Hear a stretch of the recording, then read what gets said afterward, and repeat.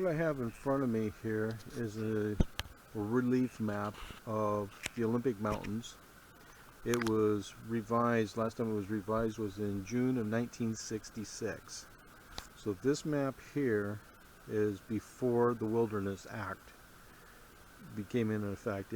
The Wilderness Act came in early 70s, somewhere in there.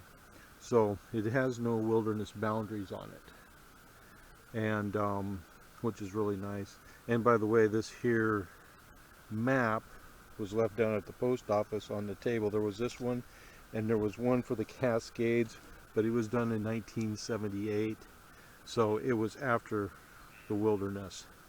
This one here is more important to me as a rock hound, and if you like, a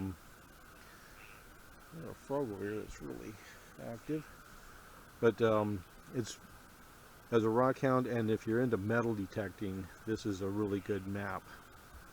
But part of it is that these older maps, sometimes they change the names of places, and this here would have more likely the prior names, and it shows things that won't be shown on newer maps. Like here we have Tubal-Cain Mine right here. Yeah, it's right there. And then it has Toll City right there. Both those places now are inside the wilderness boundaries, and I don't believe they would be on maps. I don't recall seeing them on later maps.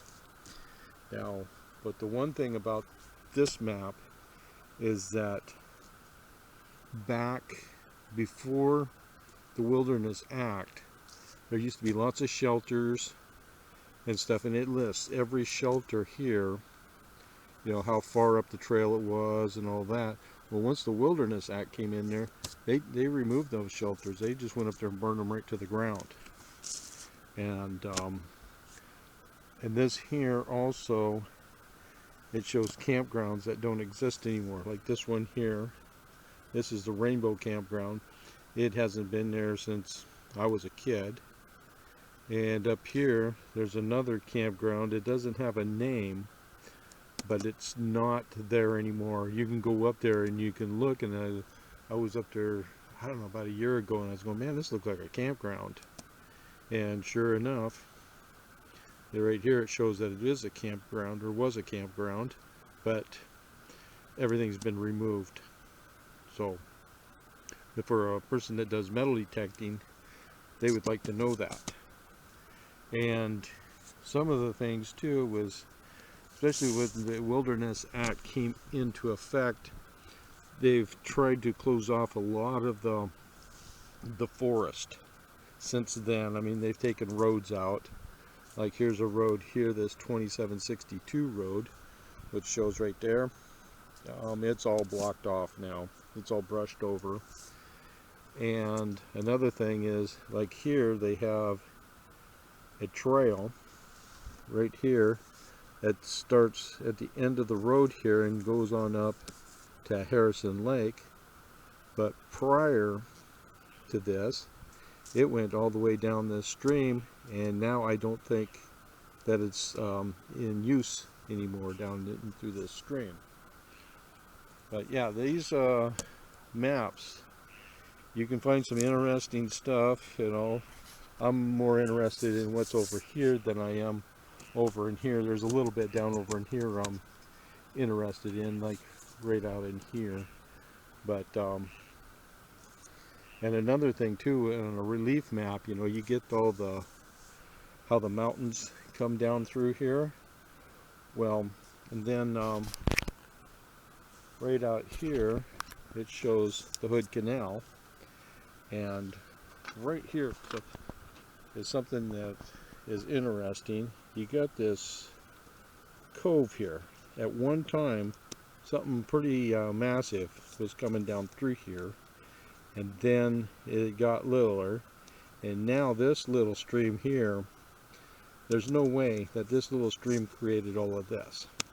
But as you look here, you see the mountain pass right through there, which Highway 101 goes right through, but it meets up here. Now this river flows through here, but it meets up. So at one time there was a glacier that went all the way down through here, and it pushed everything through here, but then it also took everything in this back country back here, came down, and it came out here also.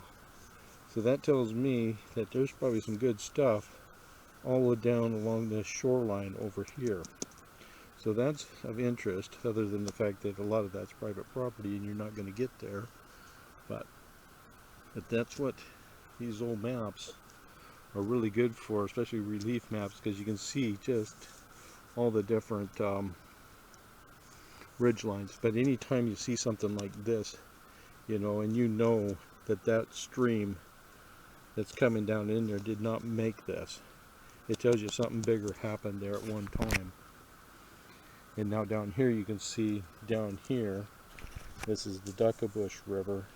There's a big one there, but that's a big long, you know, Duckbush goes way back in here.